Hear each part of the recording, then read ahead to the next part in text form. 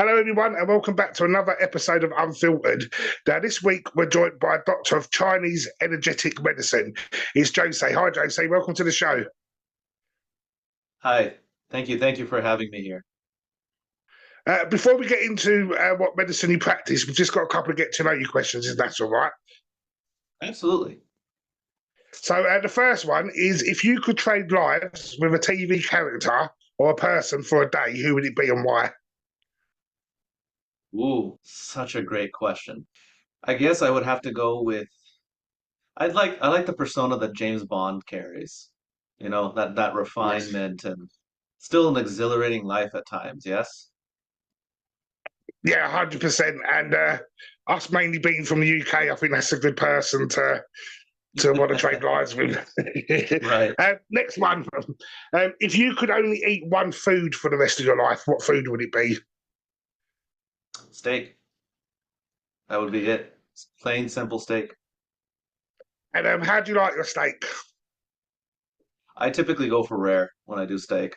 But if it had to be medium rare or medium, I'd be fine with that too. Okay, brilliant. Next one is if you could speak to one species of animal, what animal would it be? Oh, that's such a great question. I would actually go for crows or ravens because out of all the animals, and specifically out of all the avian species, they have the highest intelligence. They say it's about a 7-year-old is their Yeah. intelligent level. So I would love to be able to communicate with them. Next one is so obviously this podcast is online. So what is the most craziest thing you've seen on the internet lately? Ooh, the craziest thing on the internet. I mean, the whole internet's pretty crazy as it is, isn't it? But let's see. 100%.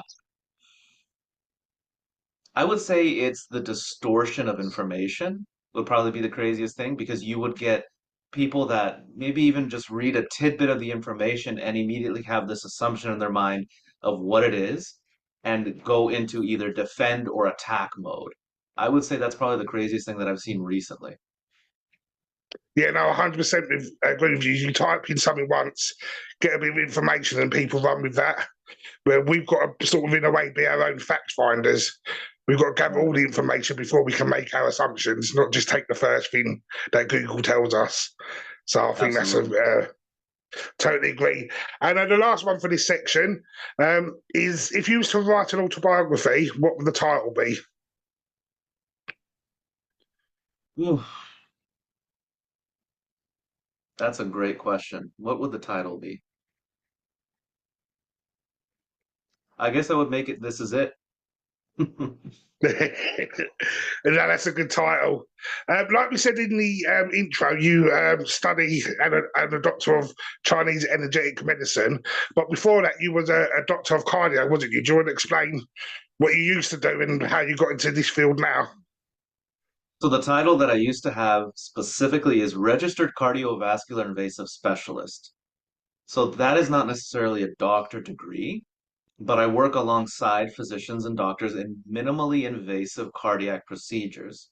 So if someone gets a heart attack, I'm there assisting. If someone has a need for a pacemaker, I'm there also assisting. If someone comes in with a stroke, I'm there also assisting. So that was the role that I was in. It's a very high stress situation. There's a lot that goes on.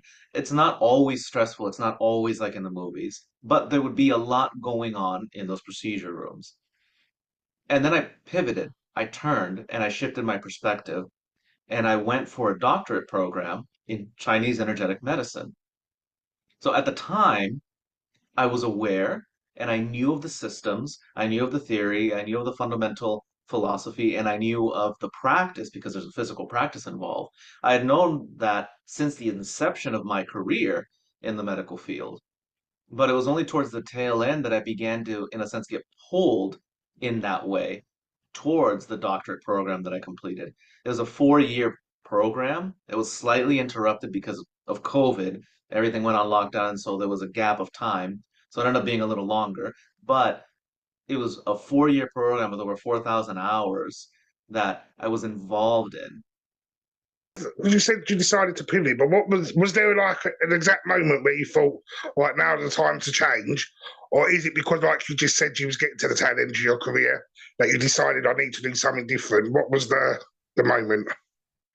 Well, because I had been exposed already to the theory behind Eastern medicine in a sense, so the ideas were always there. And as I was working in the medical field, there was a common theme for me where the same people would come back for the same issues, mostly because they didn't care for themselves. And I didn't know why at the time, and I didn't understand why some people just wouldn't take care of themselves and then fall prey to the same symptoms. And time again, they would either not give up smoking or they would continue their bad dietary habits or whatever the case may be, but they would consistently come back. A lot of the cases we did do were more, and it sounds terrible to say this, routine, but they were routine cases. So it'd be people that come in and it's like their sixth, seventh visit that they're there with us. Yeah. So with that always brewing in my mind, I figured there had to be a better method.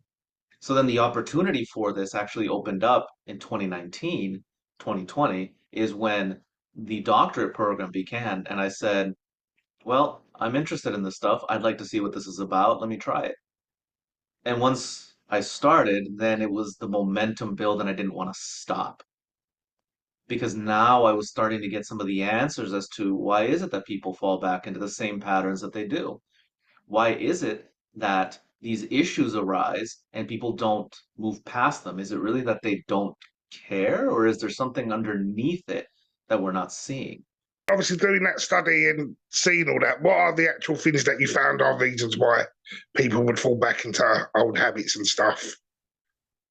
Well, a lot of it comes back to mindset, right? So when you think about it, you come into this world, you're born into this world, and you have your parents, and you learn a lot of habits and behaviors from your parents because you don't know any better. You're a developing child as you're growing and expanding. You're learning the patterns that are around you, how your parents behave, how they deal with certain things gets imprinted on you. You're essentially a reflection. Then you start going through, for example, primary and everything else, and more of that structure is put into you. But what ends up happening is because of these outside influences, and we're constantly seeking this outside validation in a sense, we stop looking at where we are, and most of us don't look at what we need in the moment. So when you look at a child is very dependent on their parents, and that's the nature of it. They have to, right? You're dependent on them for nourishment, you're dependent on them for lessons. But a lot of people don't grow out of that phase, and we're not taught that we can grow out of that phase. And so we end up being dependable on others for our needs as opposed to being independent ourselves to a certain extent. Now, there is some degree of independence that is taught. For example, we're taught to work for ourselves, pay for our bills, and so on, but we still outsource a lot of accountability for things to other people. For example, health being one of them, because now the mentality is if I get sick, then I go and someone will fix it for me, as opposed to I can do something to reduce the likelihood of this happening. Case in point, if you take a smoker, they have increased risk of cardiovascular disease, increased risks of stroke, et cetera, et cetera. But nobody tells you that if they stop that pattern and change, that within 10 years, all their risk factors are the same as a person that never smoked in the first place. But that comes with the accountability part to say, I want to take charge of this because I don't want to put myself in this position. 100%. And there's a lot of sort of not understanding around Chinese medicine and a lot of myths. What would you want to say to people who think it's a load of rubbish and a load of hocus pocus? Well, if you think about it, the first thing is they say it lacks scientific validation. Yes? Absence of validation does not mean absence of proof. That doesn't mean it doesn't exist. That's first and foremost. The second thing is when people start talking about energy, and I think this is a big thing because there's a huge misconception, there's a loss in translation. So the word in Chinese is qi, that's the word for energy, but there's different subdivisions of energy. Yeah. There's different ones. Like within the system, I can name three off the top of my head: the Sha Qi, the Wei Qi, and the Ling Qi, and they all refer to different things. So it's just an overall concept that when people hear it, they're hearing the general concept, but not exact definitions because it's a general concept. Now, it's without a doubt, because it's been scientifically validated too, that we do have energy within us in the form of ATP that causes the muscles to contract, that causes the brain to think. Ah, how is ATP formed? Part of the process is you breathe in the oxygen and you consume the food. And from those two, going through a complex process, either known as the Krebs cycle, then you create ATP, the unit of energy necessary for muscle contraction and necessary for brain function. In Chinese medicine, it is said that the qi that exists in the air is inhaled, enters the lungs, and the qi that is consumed from the food is separated, mixes with the qi from the lungs, and then creates the blood qi that nourishes the body.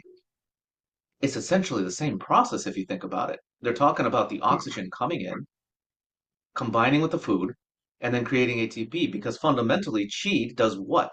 Qi animates the body, and that's exactly what we talk about when we're talking about the movement of muscles and the thought process that happens in the mind. So there is a basis for it. It's just the connections aren't being made or even looked at because they immediately say it's rubbish, yes? At the same time, nobody needs to prove it to you. You have to go and experience things for yourself. I would challenge you, and this may be difficult depending on the people that you hang with, but I would challenge you to explain the taste of scotch, whiskey, vodka, or tequila to any person that has never tasted them before. Put that into words Yeah. for them. Yeah, it's a difficult thing because unless you know what that tastes like and you've experienced it yourself, you could give them qualities, but that person cannot form what that would really be like until they have the experience. And this is the same. I could tell you everything about it. I can give you all the theories. I can give you all the information, but until you experience it for yourself, only then is it really validated. So we're a very much see for yourself type of modality. And because of, like you said earlier, Rod, as well, it's to do with mindset as well. And that, do you have to be in a good mental space to be able to try these techniques out? So is it just like, if you know what I mean? So like, if someone's like carrying a lot of trauma and a lot of baggage, would they not be as receptible to these techniques or this treatment? So the current state of mind that you're in does impact what you're doing. However, if you are bringing a lot of baggage and trauma, irrelevant, everybody gets the benefit out of it. Fundamentally, everybody has a lot of baggage and trauma. Yeah. How it happened is different. The levels of trauma might be different as well. But fundamentally, everybody can receive the same benefits because it focuses on one thing. And what we're focusing on is flow. When you think about the process that chi and the body goes through, if you think about it as a function, and I'll give it to you as an example, it's like a river flowing. The river's constantly flowing. It goes along its path. It doesn't struggle to go any particular way. It just follows the path that is laid out before it and it carves and it goes downstream. Now, the energetics within the body work the same. What happens then if you get a dam built on the river is you then impede that flow. Now think about all the life downstream. Think about all the aquatic life. Now it can't survive because there isn't sufficient water. And the plant life that was also depending on the river and the surrounding banks can also no longer survive because now there's not enough. So until you work to remove that dam slowly and allow the restoration of flow to go through, then do you get to a state of optimal health because now you're allowing it to flow. So, regardless of how much baggage or trauma you have, everybody has some. The question is, how much are you willing to remove to allow yourself to get back into that state of flow? And are these techniques sort of, is it something that someone has to come to see you in person, or can you do like online sessions like we're talking now? If someone's thinking about trying to get this type of treatment. So, the way this works, it's a me and you process because, like we were talking about, accountability is a big thing. You have Yeah. to want your health to be in a better state. So the way it works is there's things that I can do and there's things that you can do. There's things that I will elicit for you, and there's things that then on your end you have to do to carry on the work. So to go back to the river example, imagine that there's a dam built of sticks. I'm there with you. And we start removing the easy sticks first. We don't remove the stuck ones. We don't remove the big ones. We go for what's easy first. Over time, eventually, the river begins to flow through and the dam will break. Now, it's a two-person job because one person is removing the sticks and the other is watching to warn the other person, hey, watch your step, watch out, the dam's about to break here, that's loose over there. And so that's the role that we play together is the role of the guide or the facilitator, which is me, and then the other person who's there. Now, that being said, I don't need to be present in that case to be able to tell the other person. It could be done at distance because that's essentially what we're doing. If you're clearing out the dam, I'm not right next to you whispering in your ear. I'm on the bank. So this is one that could be done either in person or through distance. You've worked in both fields. What's the result success rate compared to what you was doing previously? Is it roughly the same? Do you see better results with what you're doing now, or? I would say that better long-term results because we're actually removing the obstructions that are in the way. The wonderful thing with working in the typical medical field, the allopathic medical field, is you do tend to see immediate and typically drastic results. Think about a person who's having a stroke, and at the moment you remove that and restore flow, then everything is essentially getting back to normal. There still needs to be some work done to really get their motor function, depending on how long they've been there. But for some people, I've seen within 24 hours, it's as if nothing happened. Now, with this one, of course, we're chipping away. We're chipping away at the dam that's there in the first place. And by doing so, it takes a little bit of time, but the results are longer lasting. Okay? So you might remove the dam perceptively when you go to a standard medical practice, but the conditions that caused the dam in the first place are still there, so the dam will form again.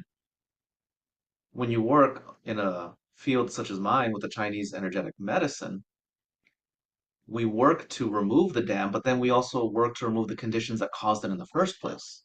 So then you end up with longer lasting results because of that. If people want your service, where can they find you? Typically through my website or through my Instagram. My website is rise2human.com, and my Instagram tag is J as in Juliet, M as in Mary, D as in doctor, C as in Chinese, E as in energy, M as in medicine.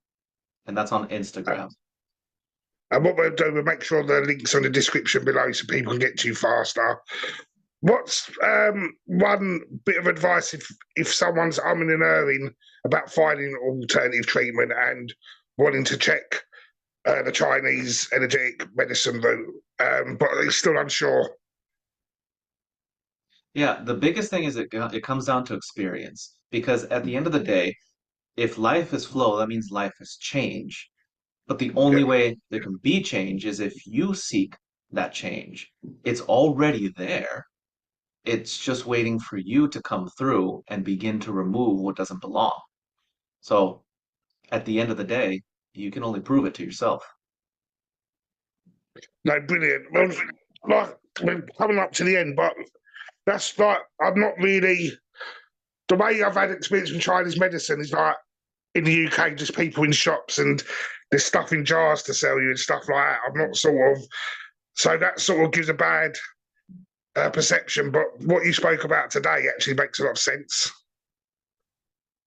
Yeah. Yeah, yeah. And I mean it's fundamentally a theory and a philosophy. So it could be applied to a lot of different things in a lot of different ways. For example, acupuncture, yes. Acupuncture Yeah, is very, very similar. And what we do is very, very, very similar. The only difference is I don't need needles. yeah, that makes a lot of sense. We're going to end with a couple of would you rather questions. So these are just a couple of questions. We've got my kids got a game at Christmas, so there's just a couple Okay. of cards from there. So the first one is: would you rather feel like you are sitting on pins every time you sit down, or get bitten by a dog every time you go outside? Great question. I would say pins. Yeah, the thing with the dog though is when you go, you can sort of control when the dog bites you. Where the pins, I think, will just. I think I'd rather pick a dog, to be honest. Fair enough. Fair enough. and and the other two are: would you rather have roller skates for feet or have everything smell bad forever?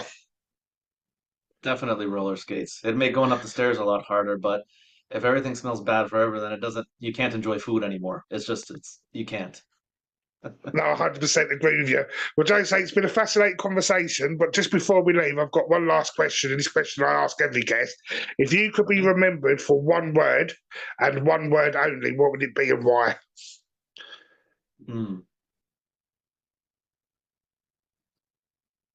Wisdom. And the reason is because wisdom only comes through experience. Knowledge only gets you so far. You can learn everything you can in a book if you want to, but that's not true learning. It's the actual application that teaches you more from what you learned. And that's what leads to wisdom. Well, brilliant. Thank you so much for your time. And anytime you want to come back on, we'd love to have you on again as a guest. Absolutely. This was a wonderful, wonderful time. This was fun.